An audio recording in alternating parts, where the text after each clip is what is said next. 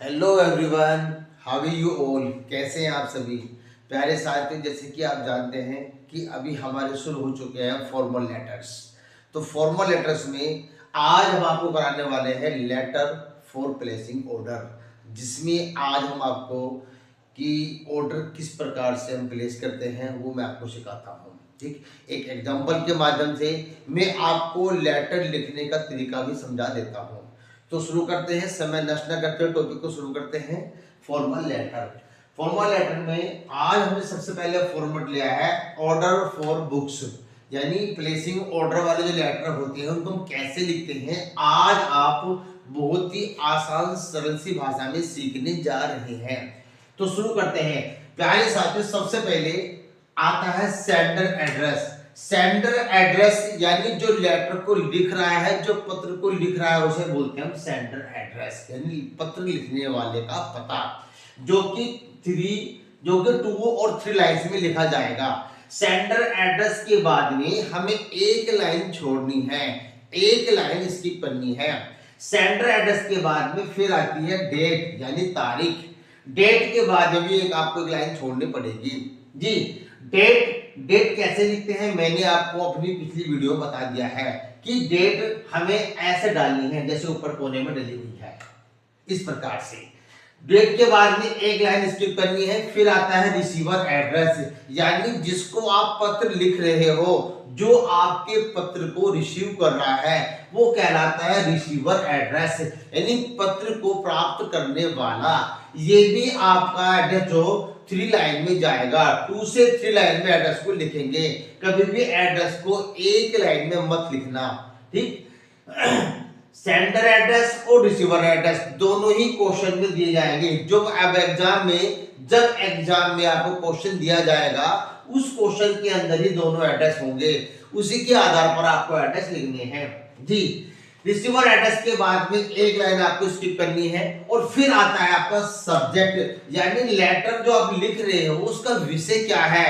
उस लेटर को, जो लेटर आप लिख रहे हो, वो लेटर का जो टॉपिक है, जो कंटेंट है, जो सब्जेक्ट है, वो क्या है, यानी लेटर का सब्जेक्ट में से ऑर्डर फॉर बुक्स। आज हमें बुक्स ऑर्डर करनी है, आज हमें किताबों के लिए पत्र लिख रहे हैं। इसके बाद में एक लाइन छोड़नी है, आपको स्किप करनी है। फिर आता है सैल्यूटेशन। सैल्यूटेशन में आप शुरू करेंगे डियर सर से, गुड जी। इसके बाद में जो डियर सर के बाद में जो हम लिखते हैं कंटेंट, यानी बॉडी ऑफ द लेटर, जो कंटेंट होता है उसको थोड़ा ध्यान से समझना पड़ेगा, क्योंकि कंटेंट बहुत मायने रखता है। किसी भी लेटर का कंटेंट बहुत मोस्ट इंपोर्टेंट होता है।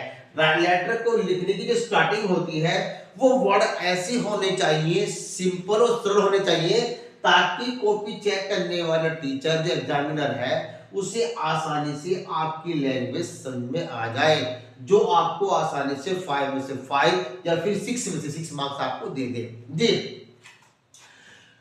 We want to place an order for books जी, समझिए।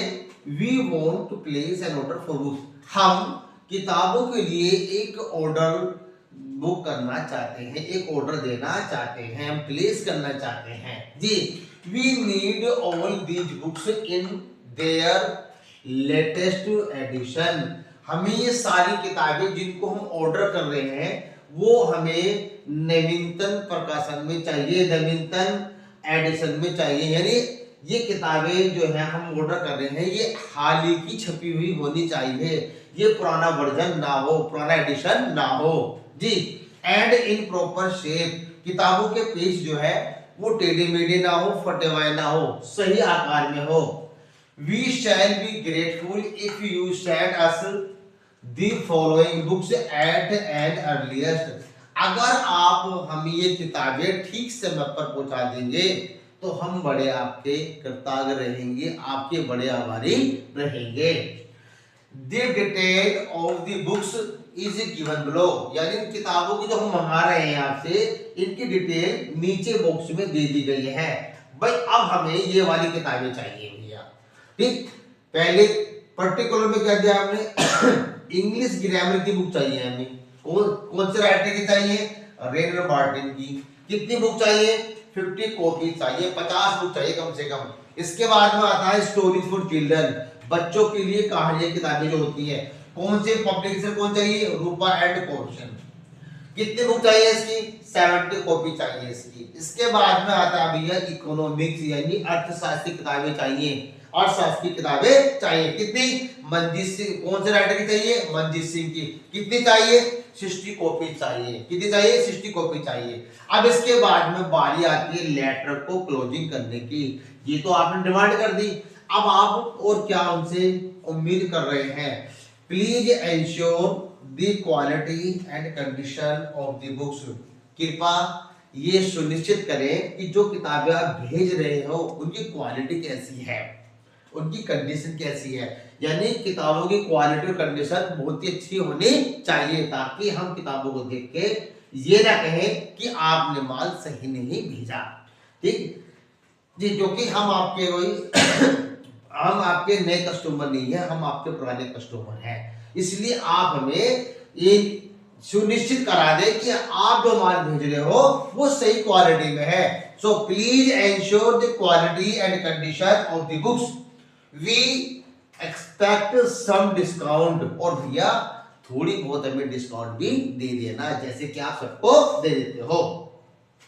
And execute the order in time, यानी जो माल हमने जो किताबें आपसे मंगाई है उनको टाइम से ही पहुंचा देना, ये जिम्मेदारी आपकी बनती है। The payment will be release in cash on delivery, जैसे ही आपका माल हमारे पास पहुंचेगा हम तुरंत पूरी पेमेंट कैश में कर देंगे।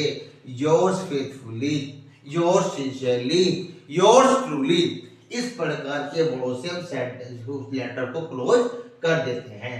तो प्यारे छात्रों, प्यारे विद्यार्थियों, ये जो लेटर हमने लिखा है वो किताबों के लिए ऑर्डर किया है। इसकी लैंग्वेज बहुत ही सरल है, आसान है, अच्छी है। चाहे आप 9th क्लास में हो, चाहे आप 10th में हो, चाहे आप 11th में हो, चाहे आप 12th में हो। अगर एग्जाम में प्लेसिंग ऑर्डर वाला लेटर करने के लिए आता है तो आप इस फॉर्मेट से लेटर को बना सकते हो, आपके मार्क्स बहुत अच्छे आएंगे, ये मैं इस चीज का दावा करता हूँ। ठीक, मुझे विश्वास है, क्योंकि इसकी लैंग्वेज को मैंने खुद बनाया है, बहुत आसान सरल आसान सी भाषा में इसको लिखा गया है। इसमें इतने टफ वर्ड नहीं है, ये जो भी कोई इस लेटर को पढ़ेगा सबकी समझ में आसानी से आ जाएगा।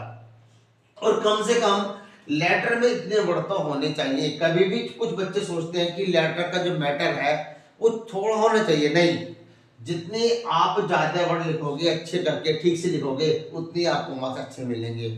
शॉर्ट में मार्क्स भी शॉर्ट हो जाते हैं, ये आपको भूलना नहीं है।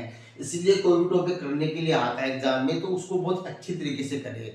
जितने वर्डों की रिक्वायरमेंट है उतने वर्ड तो आपको लिखने पड़ेंगे जी, कोई शॉर्टकट तरीका नहीं है सफलता प्राप्त करने का। मेहनत भी करनी पड़ेगी और टॉपिक को वैसे ही लिखना पड़ेगा जिस प्रकार से आपको लिखने के लिए कहा गया है।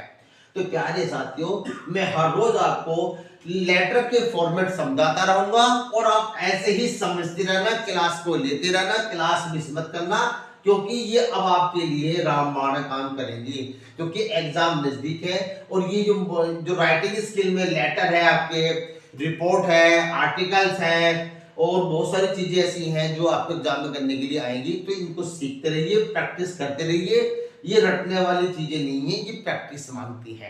ठीक, तो अपनी वोकैबुलरीज को स्ट्रॉन्ग करो और लिखने का तरीका सीखो। वर्डों को आगे पीछे मत लिखना, एक सेंटेंस में लिखना, ताकि लिखने का तरीका भी आपको आ जाए, क्योंकि इस चीज के भी मार्क्स मिलते हैं। जो फॉर्मेट होता है इसका भी कम से कम 1 मार्क्स मिलता है, और जो कंटेंट होता है उसका भी 2 मार्क्स मिलता है। जिसे क्लोजिंग होगी उसके 2 मार्क्स मिलेंगे। ऐसे जो है मार्क्स होते हैं वो बढ़ जाते हैं, पार्ट कर दिया जाता है। इसलिए लेटर का हर पार्ट अच्छे से लिखना बहुत जरूरी है, बहुत ही मैंडेटरी है। तो ये सारी बातें आपको ध्यान रखनी है। अगर आप इन सारी बातों को ध्यान में रख के किसी पत्र को लिखोगे तो आपके बहुत ही अच्छे मार्क्स आएंगे। अगर वीडियो आपको लाइक आई हो, पसंद आई हो, तो उसको लाइक कर देना और मेरे चैनल को सब्सक्राइब जरूर कर देना। तो इस प्रकार की वीडियो के लिए मैं आपसे मिलता रहूंगा, आपको बार बार ऐसी वीडियोज देता रहूंगा। तो मिलते हैं अपनी नेक्स्ट वीडियो, तक के लिए गुड बाय, गुड लक।